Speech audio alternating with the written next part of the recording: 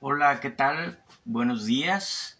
Yo soy Rodolfo y esto es ¿Tú qué crees? De Laico a Laico, un espacio de evangelización que quiero compartir contigo y que estoy dedicando especialmente a mis nietos. Estamos en el tema de Judas Iscariote y en el video anterior vimos el previo a la traición de Judas y nos quedamos en que esa noche nuestro Señor Jesucristo no solo que anuncia la traición de Judas como vimos y todo lo que sucedió al respecto, sino que antes incluso de la celebración de esa última Pascua del Antiguo Testamento, la última cena, Cristo también había anunciado que Pedro lo traicionaría. Y así tenemos, por ejemplo, que Judas lo traiciona por interés y Pedro lo va a traicionar por el miedo. Ambos, en alguna forma, por falta de fe.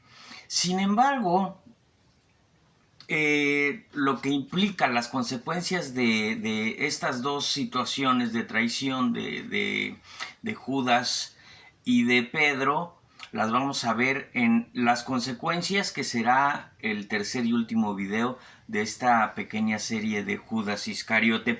Por ahora, lo que yo te preguntaría a ti es, ¿cuál es la razón por la que tú traicionas a Cristo? ¿Cuál es? Es probable que algunas veces, muchas veces quizá, todos terminamos convirtiéndonos en un Judas o en un Pedro. Pero bueno, también nos quedamos en que aquella traición de Judas Iscariote no era necesaria para que se llevara a cabo el plan de salvación de nuestro Señor Jesucristo. Ahora, por ejemplo, si pensamos en los tiempos actuales, pues no todos traicionan a Jesús. Por ejemplo, los ateos atacan a la iglesia, atacan a la fe, pero no traicionan a Jesús y vamos a entender por qué. Estos ateos se corresponden a los romanos de aquel tiempo que no les interesaba el tema, que no creían en lo absoluto en Cristo, que lo condenan y lo llevan a la cruz. Incluso se burlaron de nuestro Señor luego de la flagelación. Así son los que no creen en Jesús. Se sienten superiores. Y mira, en un canal de la televisión de Israel, lamentablemente, en un programa se burlaban de nuestro Señor Jesucristo en la cruz, representado por un mono, y la conductora decía, y con un martillo en la mano, decía que ella lo volvería a crucificar. Eso es lo que sucede en aquellos que no creen en Cristo. Lo atacan, pero en realidad no lo traicionan. Luego está, por ejemplo, los que dicen creer en Jesús, como aquellos habitantes de Jerusalén que en lo que para nosotros es el Domingo de Ramos, lo recibieron con palmas como a un rey, como al Rey de Reyes que es nuestro Señor Jesucristo. Pero cuando las cosas se complican un poco, o no se concede, Dios no concede lo que se pide, y las razones, por supuesto que Él las tendrá y serán las mejores para cada uno. Bueno, cuando no se concede lo que se pide, pues deciden empezar a retirarse y huyen y se van de la iglesia. Muchos, incluso de los que recibieron a Cristo en Jerusalén como rey, terminaron gritando insultos en el vituperio de la cruz unos días al día siguiente de lo que estamos hablando. Así es la fe de algunos, una fe tan volátil como la zarza ardiente muy pronto se apaga. Y mira, es precisamente esa característica de la zarza, que es muy volátil, que llamó la atención a Moisés, que se acerca con la extrañeza de que aquella zarza no se consumía. Y así como Moisés, muchos siguieron a Jesús solo por mera curiosidad. Así es como lo siguieron. Ahora hubo otro grupo que abiertamente solo lo siguió por interés. Judas incluido es uno de ellos, por supuesto. Otros iban solamente por los milagros que hacía nuestro Señor Jesucristo. Así, de igual manera, el día de hoy muchos traicionan a Cristo. Van a la iglesia por lo que reciben, material o emocionalmente, y muchos, en cuanto ya les toca dar, ofrecer, pues deciden mejor marcharse. Eso sucede mucho en el protestantismo, que está lleno de católicos, que cuando llega el protestantismo y les da sobre todo algo material, venden completamente, entregan su fe a cambio de eso material, pero luego ya cuando les toca dar, dentro de la iglesia protestante en la que vayan, pues deciden entonces también renunciar a ella o irse a otra iglesia protestante, y yo lo veo, a veces van brincando de una en una, siempre por supuesto al mejor postor. Luego vienen los más grandes traidores, los que más cerca de Cristo están, como Judas estaba. Hoy esos grandes traidores son los religiosos, los obispos, los sacerdotes o incluso los fieles que se dicen muy religiosos, que van mucho a misa y que en apariencia parece que no van a traicionar, pero terminan siendo como Pedro, como Judas, como Tomás, antes de la resurrección. Y estos tres apóstoles que he mencionado, estos tres obispos, tenemos que dejar claro, son los más grandes traidores de Jesús en ese momento, porque entiéndase una cosa, no hay traición a la iglesia desde fuera. Siempre la traición será dentro de la misma. Y en el grupo de Jesús estaba ahí Judas, que lo vende, está Pedro, que lo va a negar 3 veces, está Tomás, que tiene implicación de falta de fe, aunque insisto, luego de la traición vamos a ver las consecuencias de estas conductas en la última parte. El Papa Paulo VI dijo: abrimos las ventanas de la iglesia para que entrara la luz del sol y se ha metido el humo del infierno. Muchos Judas están dentro de la iglesia, no debe de sorprendernos en lo absoluto. Así ha sido desde el siglo IV, luego de terminada la persecución, luego de la muerte de decenas de miles de mártires. Gente que por interés, por prestigio, entró a la iglesia, corrompiéndola en su parte humana. Pero los principios de Cristo como institución, entiéndase, prevalecen fuertes, prevalecen firmes. Y esa fue la promesa de Cristo a Pedro. Sobre la iglesia no prevalecerá el mal. Y entonces entender que la verdad de la iglesia está por encima de los hombres. A mí me gusta decir, cuando ves que el sacerdote está actuando de una manera incorrecta, precisamente estás dándote cuenta que la verdad de la iglesia está por encima de tal comportamiento. Lutero, por ejemplo, el más grande apóstata y hereje, tomó el pretexto de los abusos humanos para negar la verdad de la iglesia, inventándose la suya. Tomó de pretexto la venta de las indulgencias. Y mira, bien había hecho en denunciar y condenar si había esta clase de abusos en la iglesia, pero de ahí a inventar una fe a su medida significa una gran traición para Cristo. Y Lutero dividió al cristianismo como un diablo, porque diablo significa divisor.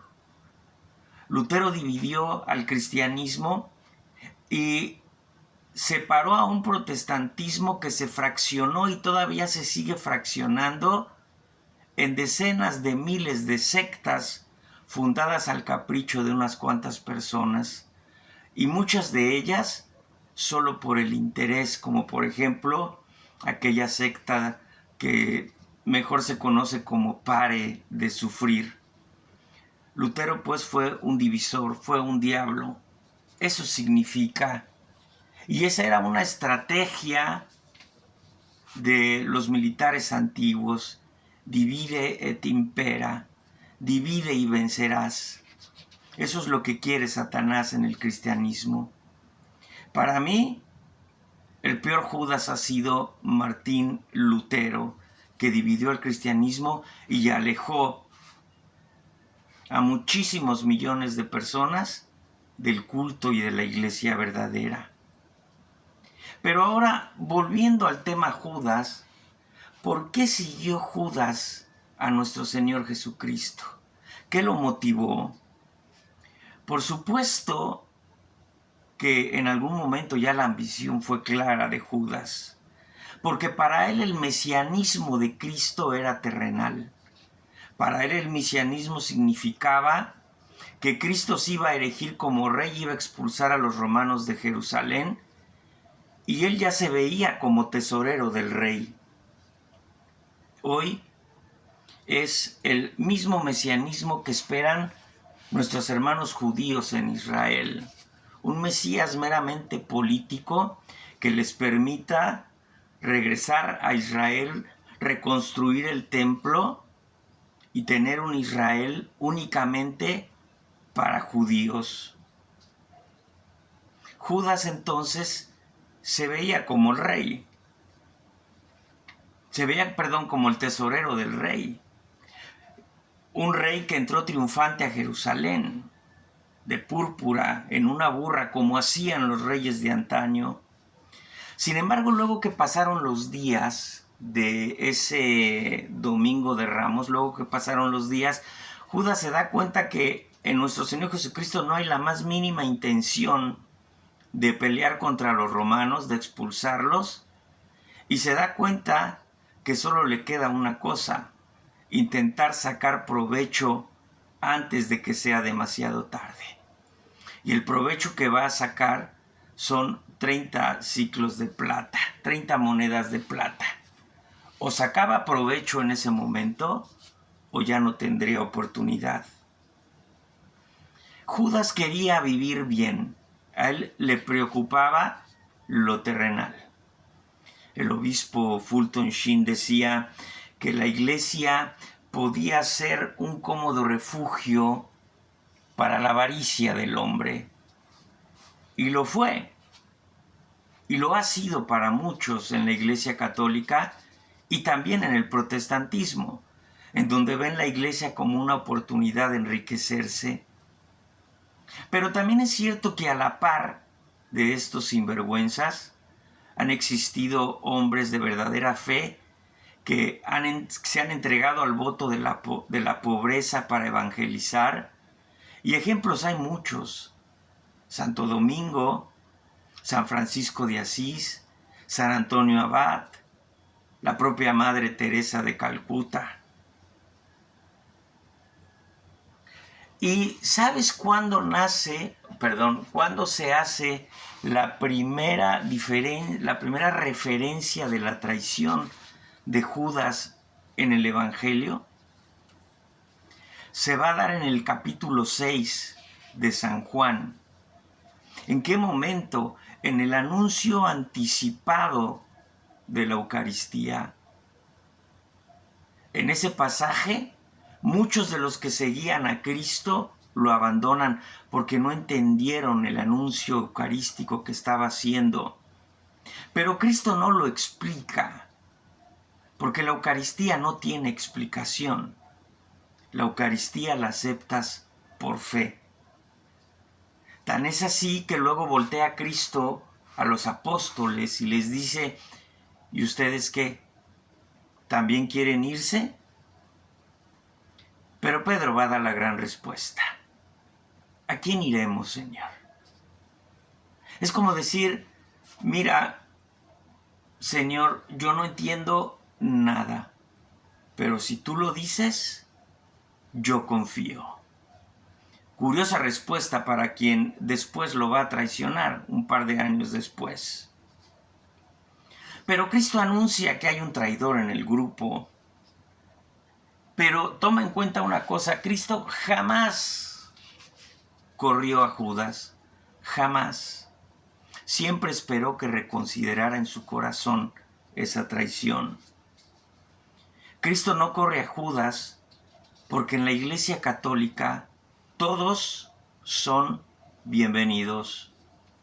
No se le cierra la iglesia, las puertas de la iglesia a nadie.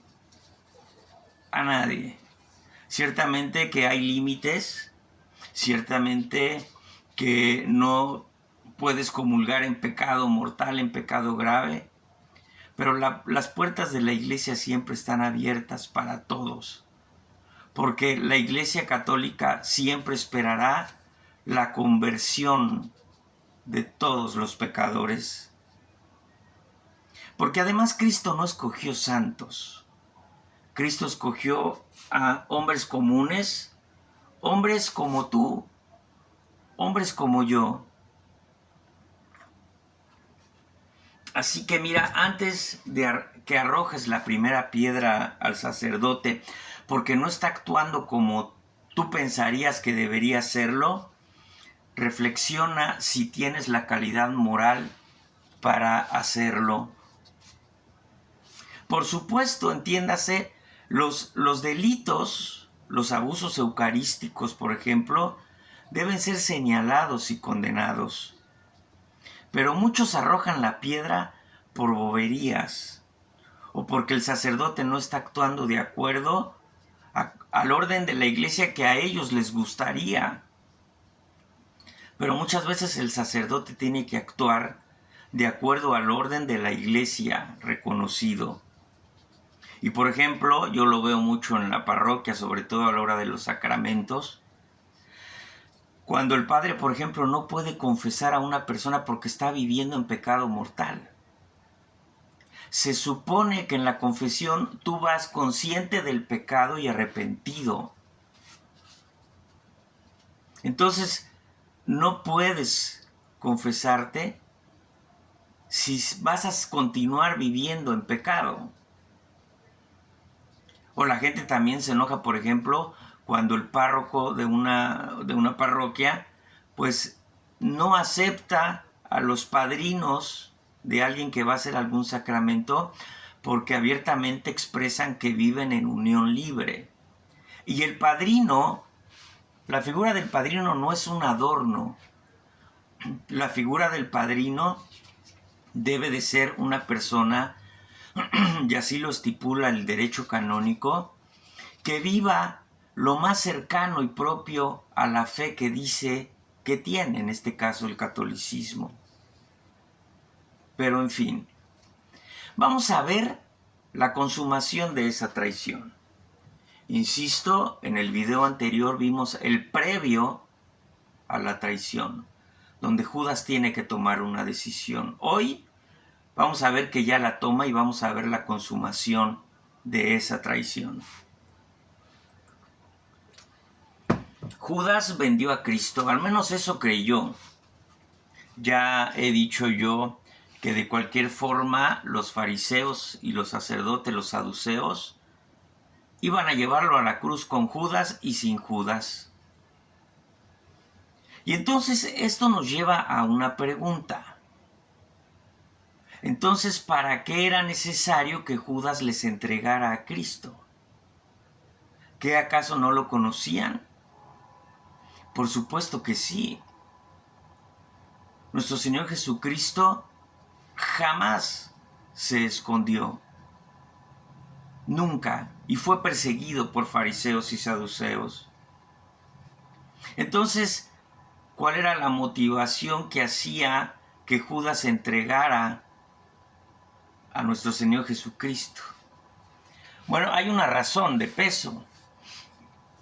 Era tiempo de la Pascua.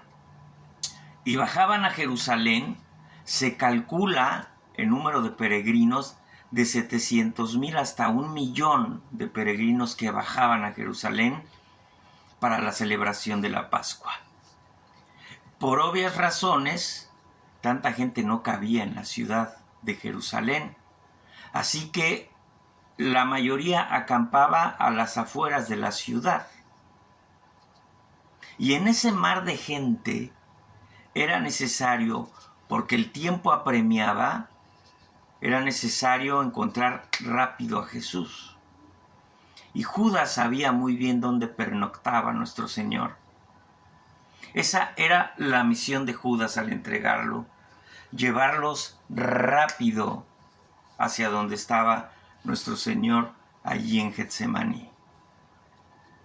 Y como actúan los cobardes, lo hará de noche, y va a llevar a muchos guardias del templo para apresar a nuestro Señor.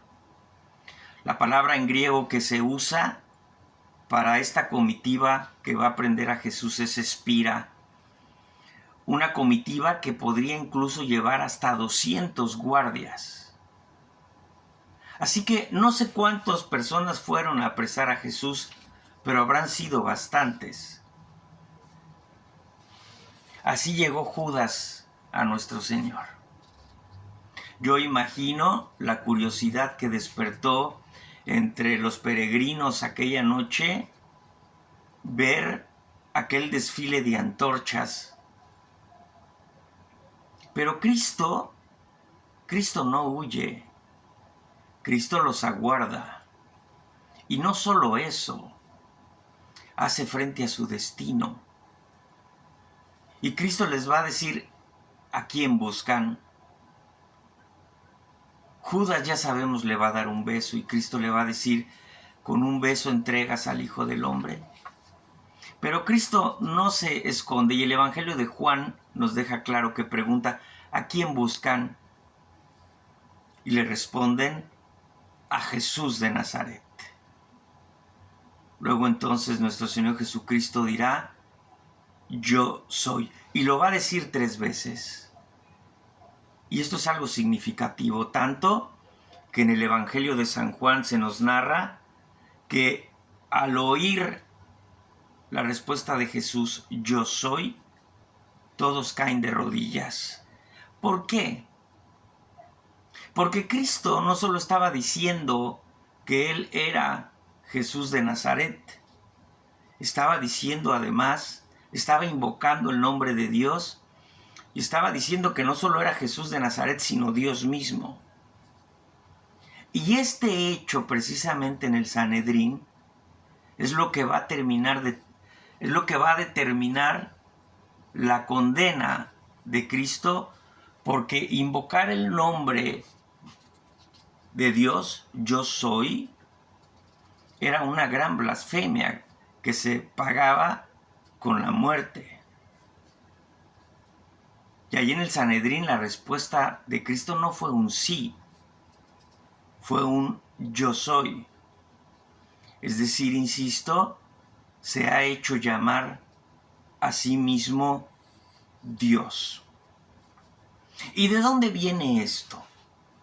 Bueno, precisamente de aquella escena que comentamos de la zarza ardiendo, donde Moisés nota que hay una zarza prendida, pero no se consume. Y eso hace que se acerque. Y es ahí donde Dios le da la misión de ir a Egipto para liberar de la esclavitud a los israelitas. Y luego de esto, Moisés le pregunta: bueno Dios, ¿y quién les digo que me envía? Y la respuesta de Dios es: Ekye aser ekye, ekye shelahami alehem. Yo soy el que soy. Diles que yo soy es el que te envía. Y desde ahí, la invocación del nombre de Dios solo la hacía el sumo sacerdote una vez al año en la celebración del día de la expiación, del Yom Kippur. Nadie lo pronunciaba. Entonces en el Sanedrín, ya capturado Jesús, entregado por Judas, en el Sanedrín, Caifás pone bajo juramento a nuestro Señor Jesucristo.